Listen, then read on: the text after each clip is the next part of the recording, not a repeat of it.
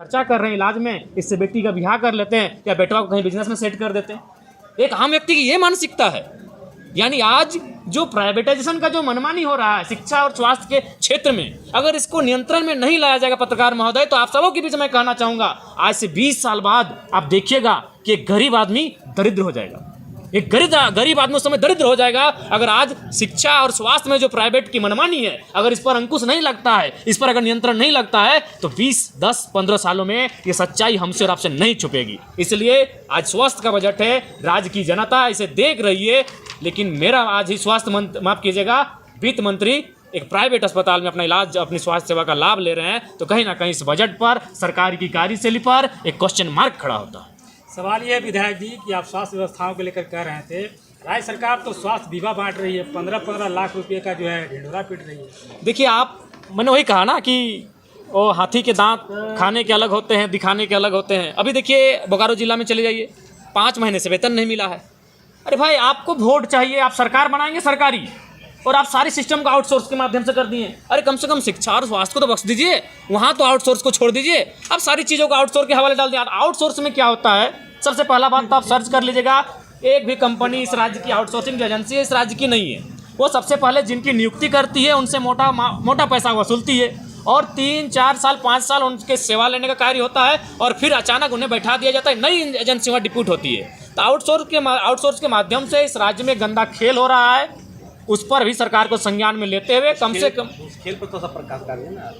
देखिए, उसमें अभी जैसे कि आप किसी भी सेक्टर में चले जाएं, चाहे वो शिक्षा का है, स्वास्थ्य का है, एजेंसियों के माध्यम से वहाँ कार्य लिया जाता है। जैसे कि आप अगर मान के चले कोई भी पद में या फिर कोई कार्य करना चाहते हैं, सेवा देना चाहते हैं, तो आपको नहीं करने से भी तो अनुमान 3 लाख 4 लाख रुपया जो आउटसोर्सिंग एजेंसी है वो आपसे लेती है। फिर आपको वो नौकरी पे रखती है, आपका पेमेंट 12,000, 15,000, 16,000 भी हो सकता है, और 4-5 सालों बाद वो एजेंसी वहाँ से चली जाती है, नई एजेंसी आती है, और नई एजेंसी नए वर्कर लेकर आती है, और फिर वो आंदोलन करते रहते हैं, धरना प्रदर्शन करते रहते हैं, उनकी सुनने वाला कोई नहीं। इससे बेहतर अच्छा है कम से कम शिक्षा और स्वास्थ्य को दुरुस्त करें और वहाँ आउटसोर्सिंग के खेल को समाप्त किया जाए। धन्यवाद।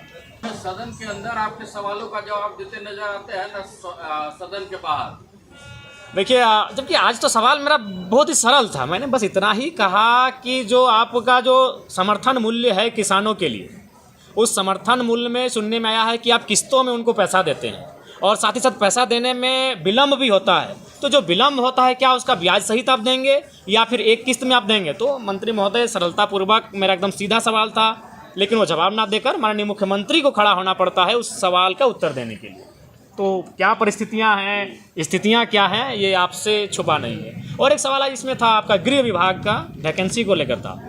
इससे पूर्व का जो वित्तीय वर्ष था 2022 या 23 का था, उसमें लगभग 1,40,000 के आसपास सिपाहियों की मतलब बहाली लेने के लिए वित्तीय बजट में वो प्रस्ताव था, और अभी वो घटकर 1 लाख के आसपास हो गया, यानी 40,000 कम हो रहा है। जबकि अगर राज्य की संख्या बढ़ रही है, राज्य की आबादी बढ़ रही है, युवाओं की संख्या बढ़ रही है, और युवा जो होता है वो पहली प्राथमिकता झारखंड जैसे राज्य में, चूँकि गुरु जी भी कहते थे पेड़ चढ़ो उतरो और पुलिस की नौकरी ले लो, तो इस राज्य के युवा आज भी पुलिस की जो नौकरी है उसको एक लक्ष्य मानते हैं, और आप सीधे 40,000 घटा दिए, जबकि आबादी बढ़ रही है। तो उस पर भी कहीं ना कहीं हमें लगता है सरकार की मंशा साफ नहीं है। और हमारे गाँव में तो आज भी एक कहावत है कि गाँव में गिद्दा 2 चीज़ें टका कमेबे, टणियाँ दौड़ के ना तो मटिया कोड़ के। तो टणियाँ दौड़ के, उसका मतलब यही है, दौड़ के मतलब ग्राउंड में दौड़ के, खेत में दौड़ के पुलिस की नौकरी, तो उसमें भी कटौती की जा रही है, जो कि मेरे हिसाब से कतई उचित नहीं है। धन्यवाद आप सभी। ठीक।